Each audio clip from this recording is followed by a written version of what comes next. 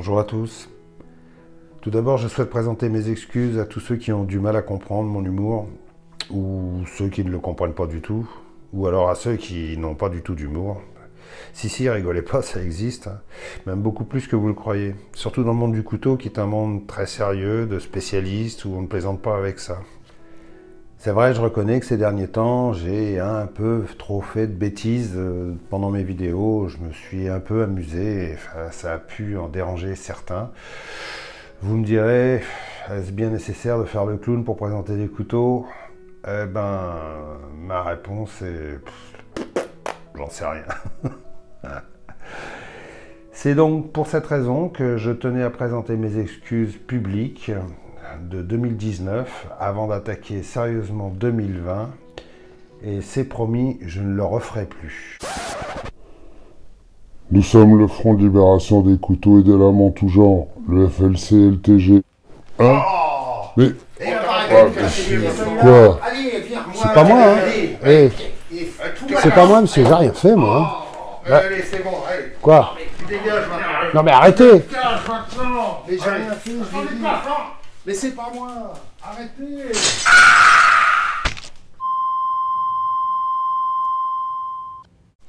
Oups, désolé. J'ai pas pu m'en empêcher. Bon, allez, problème réglé. Maintenant, on va pouvoir enfin attaquer la présentation que j'avais l'intention de vous faire la dernière fois. Vraiment d'être interrompu. C'est une nouveauté que j'ai reçue. Je l'ai gardée soigneusement emballée en attendant de pouvoir vous la montrer. On va la déballer ensemble. Et comme ça, ça va tout de suite éclaircir, ou plutôt éclairer, ceux qui se posaient des questions. Alors c'est un colis qui vient de Chine. Vous voyez le magnifique emballage. On va tout de suite le déballer. Faire attention quand on coupe ces trucs là, parce que une fois en déballant un, j'ai déchiré, j'ai coupé le truc qu'il y avait à l'intérieur. Et oh merde, il prend mal. Bon allez, tant pis. Heureusement que ça coupe, hein. Ah.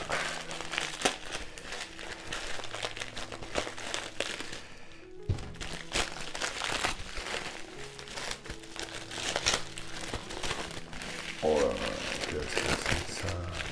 Je suis désolé.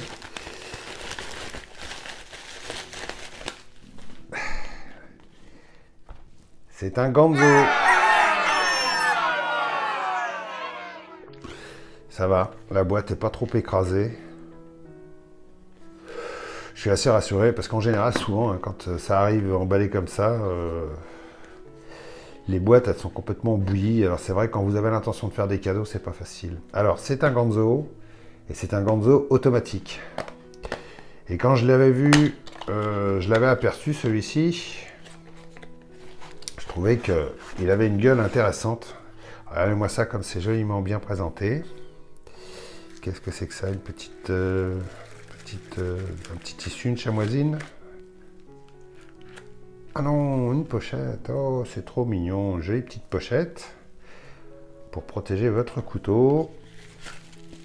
Et le couteau, je vais vous le montrer tout de suite.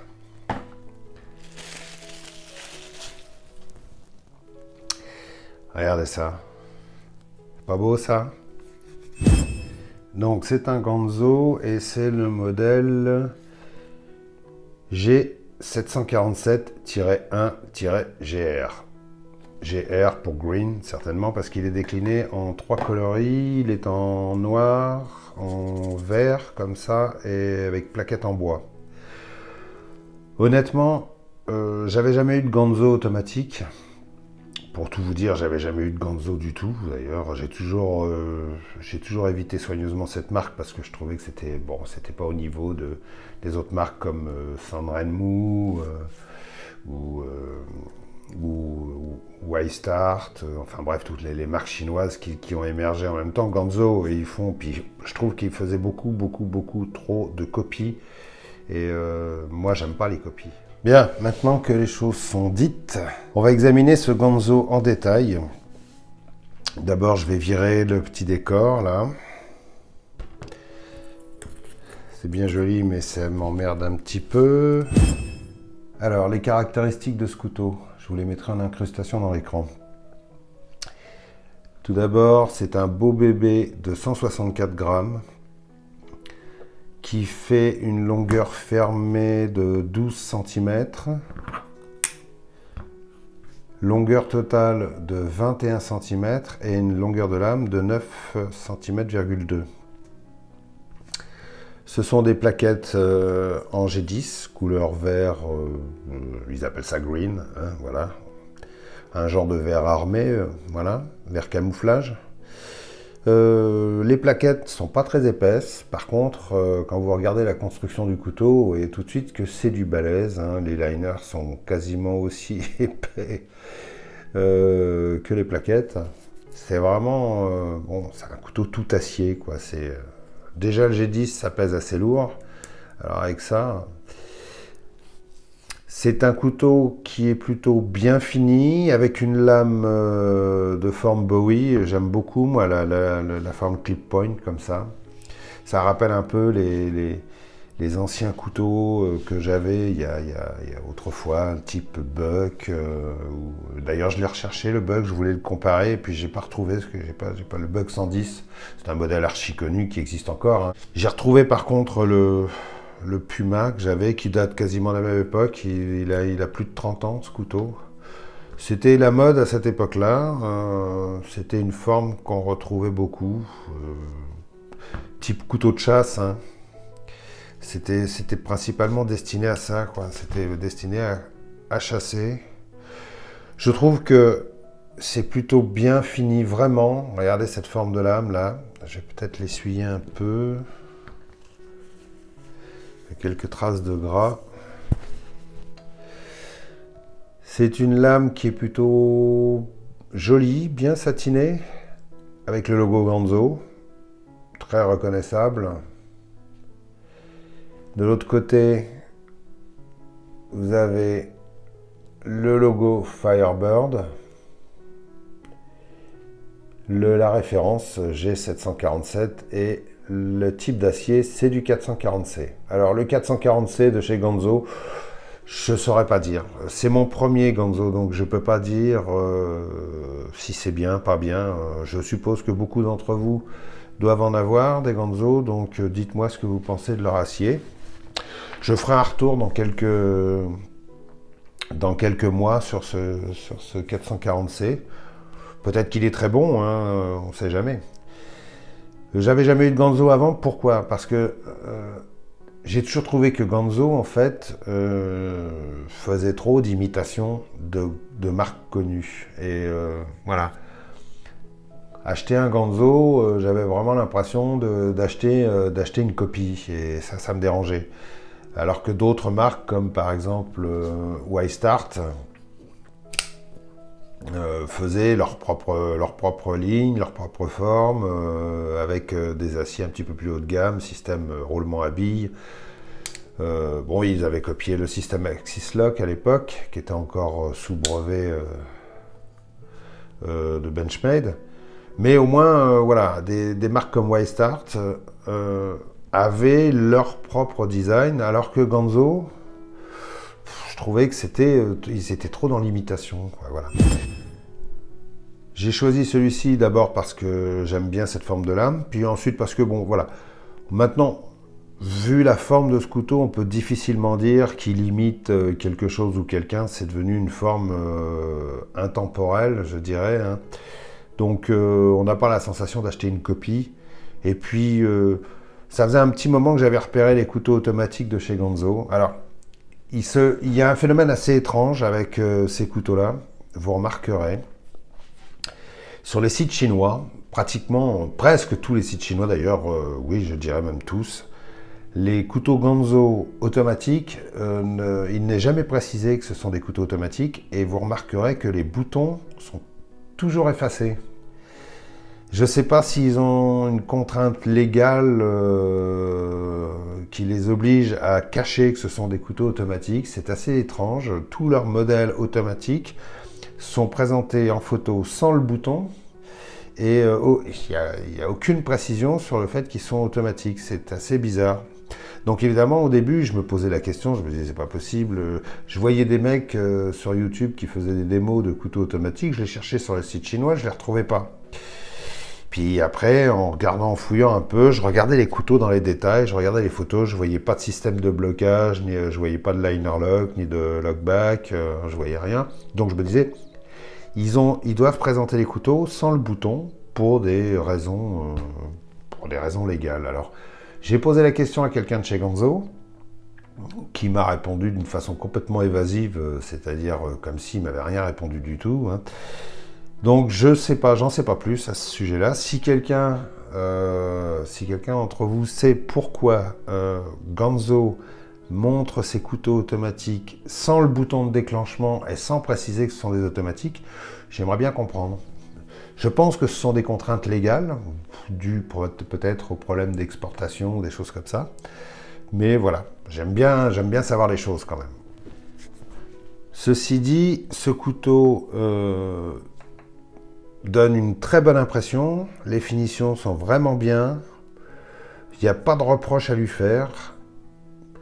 Franchement, regardez comment sont faits les entretoises là, c'est plutôt bien fait, c'est vraiment, ça respire la solidité, ça bouge pas, quoi. C'est 164 grammes hein, quand même. Le ressort, bon, il n'est pas d'une grande violence, il est surtout assez silencieux. Je vais vous faire écouter.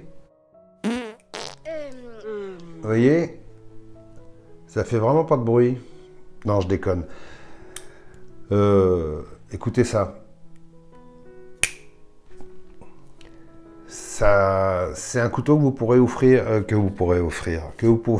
oui, vous pouvez l'offrir, oui. C'est un couteau que vous pourrez ouvrir en public sans que tout le monde se retourne, hein, parce que ça claque nettement moins fort qu'un Kalachnikov, par exemple. Le ressort n'est pas d'une grande violence, par contre, il fait très bien le job. Et bon, très très simple d'utilisation. Vite fait, je vous le compare avec le Spyderco, le Para 3, Lightweight. Vous pouvez voir, l'épaisseur de lame du Spyderco est quand même supérieure, légèrement supérieure. Longueur de lame, alors là, rien à voir. Hein. Je trouve que la lame du Para 3 est un petit peu trop courte pour moi. Mais c'est un super couteau quand même. Hein. 70 grammes, 164 grammes. Ouais, vous voyez ce que je veux dire. 17 €, 120 €. Voilà, vous voyez ce que je veux dire. Sinon, à comparer avec le Westart, c'est pareil, même type de construction. C'est vraiment très très approchant hein, comme type de construction. Regardez ça, les plaquettes, à mon avis, c'est fabriqué par les mêmes usines. Les plaquettes sont de la même épaisseur. Les entretoises, c'est presque pareil. Le G10, non, le G10, c'est pas tout à fait pareil. Je préfère le texturage de ce G10 là que de celui-ci. Celui-ci, je le trouve plus glissant. Alors que là, franchement, c'est bien. Il y a un bon grip, très bon grip. Mais bon, le Westart est une valeur sûre quand même. Hein. Franchement, il est fluide. Faut le regresser un petit peu. Roulement à billes, Axis Lock, acier D2 pour le même prix. Celui-ci est automatique. Voilà. Moi j'aime bien les automatiques. C'est mon truc en ce moment. J'ai des passages comme ça. Voilà. La lame est parfaitement bien alignée. Et je peux vous assurer que... Regardez. Et c'est Ganzo. Hein. Ganzo, c'est pas le haut de gamme des couteaux. Hein. Quoique maintenant, ils ont tendance à monter un petit peu en gamme, d'après ce que j'ai vu, passer à des aciers supérieurs. Ils font des couteaux comment dire, en titane, etc. etc. Bah, ils sont obligés de se mettre un peu à la page, puisque tout le monde en fait. Mais là, en l'occurrence, sur la majorité de leur gamme, ils utilisent toujours du 440. Mais regardez-moi ça. La lame est parfaitement centrée. Il n'y a rien à dire, je peux vous assurer. Et il y a des marques type Benchmade, Spyderco et autres qui pourraient carrément s'en inspirer. Hein. La pointe est nickel. Et ça coupe, eh ben ça coupe, on va tout de suite voir. Petit test de papier, ça va faire rire beaucoup, certains qui diront « Ouais, ça veut rien dire, de toute façon, les tests de coupe sur papier, ça souligne pas l'efficacité du couteau en réel sur le terrain. » Ok, bah, c'est juste un tas, je suis désolé, je vais pas l'emmener dans les bois pour aller le tester. Hein. Je vais pas faire de bâtonnage avec, on va faire un petit test de papier, c'est juste pour voir si l'affûtage est correct. Et l'affûtage est nickel. Et ça, moi je reconnais un truc, c'est que les couteaux chinois, quand on les achète, la majorité d'entre eux, personnellement ça ne m'est jamais arrivé, et pourtant j'en ai acheté un paquet, hein, des couteaux chinois. Les Sanrenmu et tout ça, j'en ai acheté un paquet. Ils sont tous super affûtés. À mon avis, ils doivent mettre un point d'honneur à sortir des couteaux avec un affûtage parfait. Et franchement, c'est encore un avis personnel hein, qui va peut-être en fâcher certains. Mais franchement, il y en a beaucoup qui devraient s'inspirer de la qualité d'affûtage des couteaux chinois. Regardez ça. C'est irréprochable. Hein. Regardez ça. Même la pointe. 17 €. 17 €. Allez, je vous fais un peu de test de paracorde. Juste pour dire que... Allez, paracorde. Tac. Tac. Tac.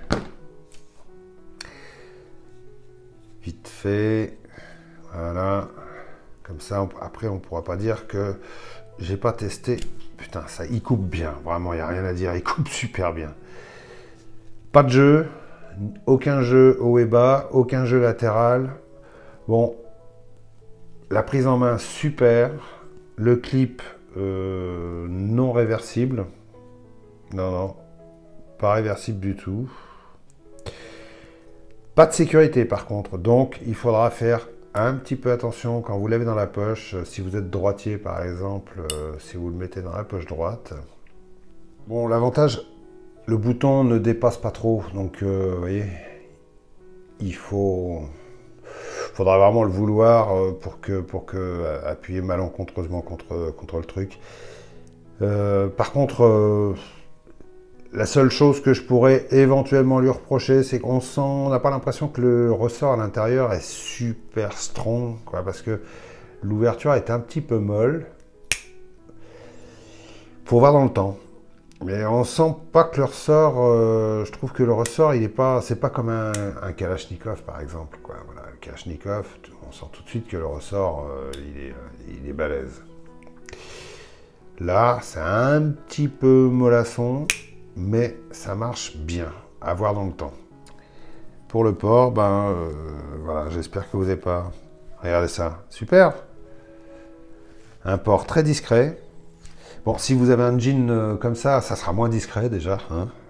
Je vous vois très bien avec un jean rouge et blanc avec marqué Joyeux Noël au cul, ça serait superbe. Mais par contre, regardez, le port super discret. Hein. Ça, ils ont pensé à ça. Ils ont pensé à faire un couteau qui est fait pour être porté en EDC. Un petit peu lourd comme EDC, mais bon, les amateurs d'automatique vont bien aimer.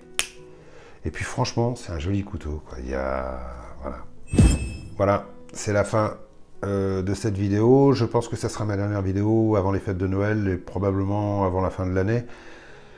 Peut-être une entre Noël et le 1er de l'an, je ne sais pas trop, je ne peux pas vous le dire. De toute façon, je vous fais encore toutes mes excuses pour toutes les conneries que j'ai fait au cours de cette année. Je suis désolé, je ne peux pas m'en empêcher. C'est comme une maladie, je ne peux pas m'empêcher de faire le con. Voilà. Donc mes bonnes résolutions pour 2020, eh bien ça sera ça. Je vais essayer de faire une chaîne de couteaux sérieuse parce que les couteaux c'est un sujet sérieux et que il faut pas déconner avec ça et que les couteaux, voilà quoi. Puis de toute façon, les gens qui regardent des chaînes de couteaux sont tous des grands spécialistes des couteaux. Donc j'essaierai d'avoir une chaîne, comment dire. Rigoureuse, et puis voilà, faire une chaîne de couteaux sérieuse, quoi. Ok. Allez, salut à tous. Éclatez-vous bien, à bientôt. Et puis n'oubliez pas à rester affûté.